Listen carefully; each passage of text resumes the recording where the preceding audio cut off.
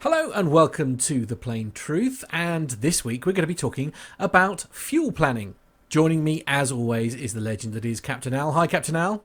Hello, how are you doing? Yes, I'm very good, thank you, very good. Thank you for joining me again. And now, this is a conversation that was had with my neighbour, and they were talking about a flight where they had a bit of a nightmare, really, and they ended up with several go-arounds and ended up having to go to a different airport, I think because of weather-related incidences and things. She was actually mentioning one of the things that was making her most nervous was the fact that all of this extra time that they were in the air, and how much longer would they have been able to stay in the air until something catastrophic happened. So my question to you really, Al, is what is the planning process involved in deciding how much fuel that you take on board, and realistically how much further can you fly when it comes to your fuel load if for example you couldn't end up at the airport that you were hoping to? Okay, what we'll do is we'll come back to go-arounds and bad weather towards the end of this, but let's just have a look at the sort of normal planning process, if you like.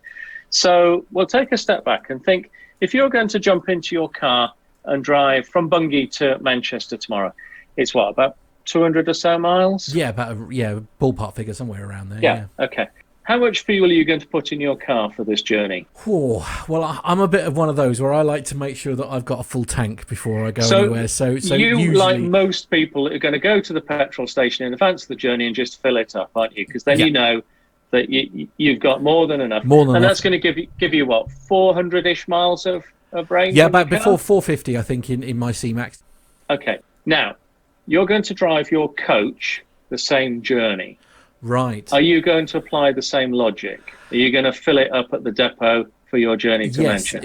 Yes, the short answer is yes, I suppose. Now I can do about 1,200, 1,300 kilometres in a coach that I can do roughly on a fuel tank full. So without getting my calculator out, that's about 800 miles or so, maybe a bit less. Right. So more than your car? Yes, definitely. Right, okay. So the fuel that you put in your coach, is it quite heavy? Oh, very much so. Yeah, absolutely. And in fact, I mean, especially when we're doing things like local work and stuff, we only tend to put in, sort of 50, 100 litres at a time, because obviously weight is a huge impact on the miles to the gallon and all sorts. Absolutely. So your coach burns significantly more fuel when it's full of fuel than when it's got an amount of fuel sufficient for the journey. Yes. So the point I'm trying to make is that unlike most car drivers, you are applying a different strategy when you're driving the coach than when you're driving your car. 100%, yeah. Because you can carry a lot more fuel in the coach than is needed, and the fuel is heavy, and we've just mentioned that the consumption is considerably different. Yeah. So it's the same on an aeroplane. Right. So when we are embarking on a flight, we do not apply the strategy of, okay, well, it's 1,000 miles, so we'll just fill it up and that'll give us, 4,500 miles. That will be enough, okay? Right. Because the costs of doing that are huge. And roughly speaking, something like 3 or 4% of the fuel burn will just be in carrying the fuel that you don't need. You'll be burning fuel to carry fuel. We plan our fuel very carefully. It's not just because of cost, although that is a considerable factor. If we fill the aeroplane up with fuel, we can't put the same payload onto it. So we can't put as many people and their bags or any cargo. So it's a commercial decision. There has to be a framework, and there is, and it's set out in the rules and regulations. So let's look at the various parts of the journey. So when we as passengers get out onto the aeroplane, it's normally got the lights on and it will have some form of air conditioning. Would that be reasonable? Yeah. No, if it was the middle of the night, you wouldn't expect to get onto it and have to, illuminate by torchlight to get to your seat. No, you wouldn't have to use your phone light or whatever to just get to the aircraft. So in a lot of airports, we will take power from the ground, from the airport, and they will power up our aeroplane. But eventually we need to disconnect that umbilical cord and be responsible for our own heat and light, as it were. So that uses the auxiliary power unit, a little jet engine usually in the tail of the aeroplane. The APU. There we go. Yeah. So that actually burns fuel. Not a lot, but it does. But we're also going to need to be able to start our engines and taxi out to the runway that we're going to depart from. So that's the first part of our fuel plan, and it's called taxi fuel.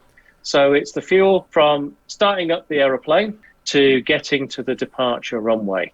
Now, if you're at somewhere that's very quiet, so shall we say Norwich, then you're not going to encounter too much in the way of taxi delays. No. But if you're at somewhere, say, for example, like Chicago O'Hare or JFK, when the weather's not so good, it might take you a very long time to get to the departure end of the runway. So that's the first part. And all of these are these days calculated by computer. So typical taxi times are taken into account, et cetera, et cetera. Right. Once you've got out onto the runway, you're then going to need fuel to take off, climb up to your initial cruising altitude, and then any further sort of step climbs. So sometimes if it's a long flight, you can't go up to your final cruising level because you're too heavy. So you go up to an intermediate level, burn off some fuel, then you're a bit lighter, you can go up and you can step up.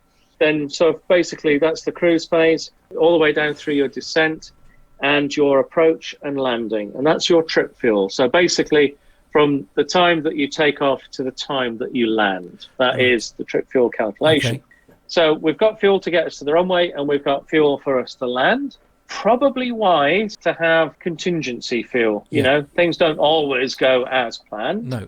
Like a lot of things in aviation, it's not just a simple figure, it's a complex equation. Now, I'll put this as simply as I can and then talk about what can be done. So the contingency fuel is typically 5% of the trip fuel. Right. So the trip fuel is the bit from starting your takeoff to the landing. So you take 5% of that figure, and that is your contingency. If there are some airports along the way that are favourable to you, you can reduce that down to 3%. And you might think, well, why would I want to do that? Well, you as the individual may not necessarily want to do that, but the company would like you to carry the least amount of unused fuel as possible. Because if everything goes to plan, you're not going to use this contingency fuel. But the rules say that you have to carry it. Now, I'm going to guess that that's probably less than what you thought it was going to be. Very much so, yeah. So that's contingency. There is one final bit of fuel that the rules say that you have to have, and that is final reserve fuel.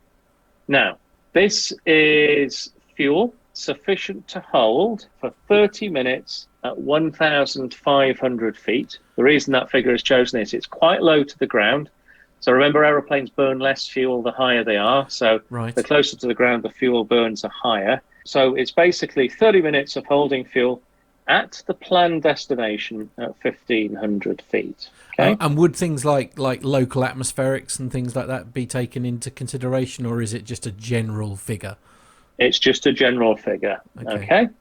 If you're operating to an airport with several runways and the weather is forecast to be good, and these are independent runways, you do not need to take any fuel for a planned alternate destination. Okay. Right. And the rules allow you to do that. Your airline may say, well, that's a little bit too optimistic, so we will always carry alternate fuel. But there's no legal requirement to unless the company mandates it. So if the weather conditions are not forecast to be super favorable at your destination, you will then carry alternate fuel, which is the fuel from the point that the go-around is initiated, the whole missed approach, and then a climb up to your sort of cruising altitude to your alternate, then the descent, approach, and landing. Okay, so we're flying from Manchester to Birmingham, and the weather at Birmingham is not particularly great. So if we can't land at Birmingham, we're going to go to Bristol, where the weather is glorious. Right. So we'll have our taxi fuel, our trip fuel, our contingency fuel, our alternate fuel, and our final reserve fuel. So that's the figure that we come up with. And that is calculated by a computer. And then we have the opportunity as a crew or as a captain to take extra fuel.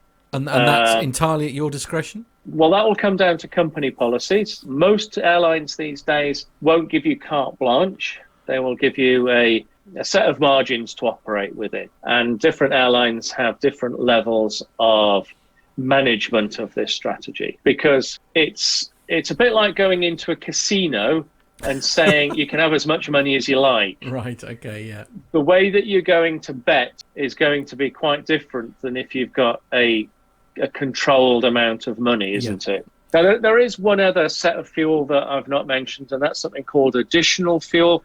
And this would be something that would be put on if you are, say, for example, expecting low visibility procedures, so fog, snow, that sort of thing. This is already planned by the computer, so it might say, okay, I'm going to give you 45 minutes of additional fuel because I know that the weather's not very good. And you might, as a captain, go, well, 45 minutes, that's a bit tight. I'm going to take, at least an hour and a half, I'll put on another 45 minutes or whatever. But that's the nuts and bolts of it.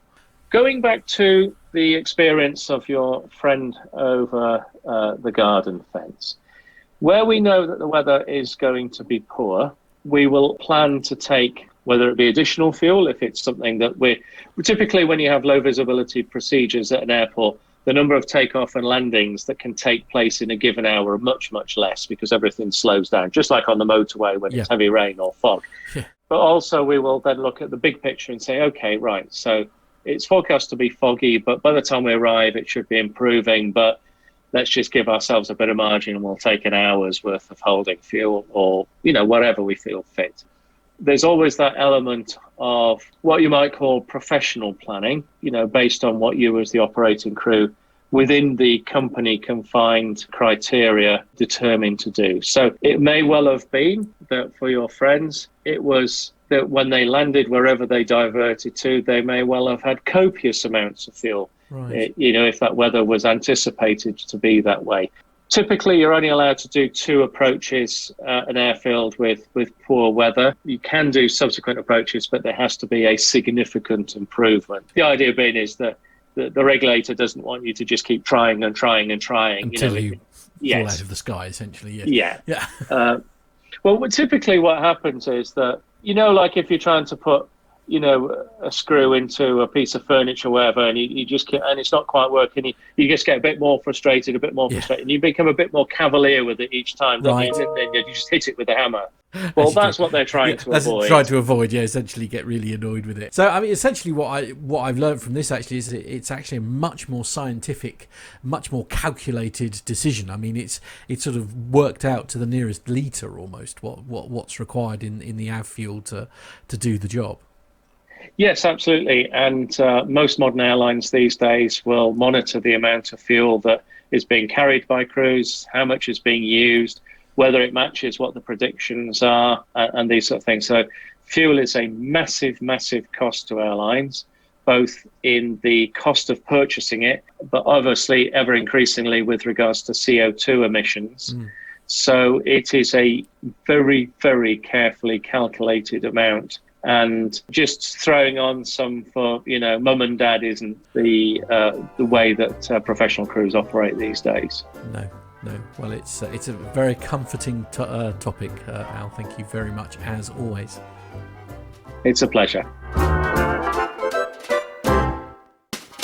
If you'd like to watch more from our great series, then you can do that by pressing here. We've also created you a playlist with all the Plain Truth episodes, and you'll find that just here. Why not like and subscribe to our channel? That way you will be notified whenever we post our great content. Or if you've got a question that you'd like Captain Al to answer, then why not pop it in the comments box below, and you may well feature on an upcoming episode of The Plain Truth.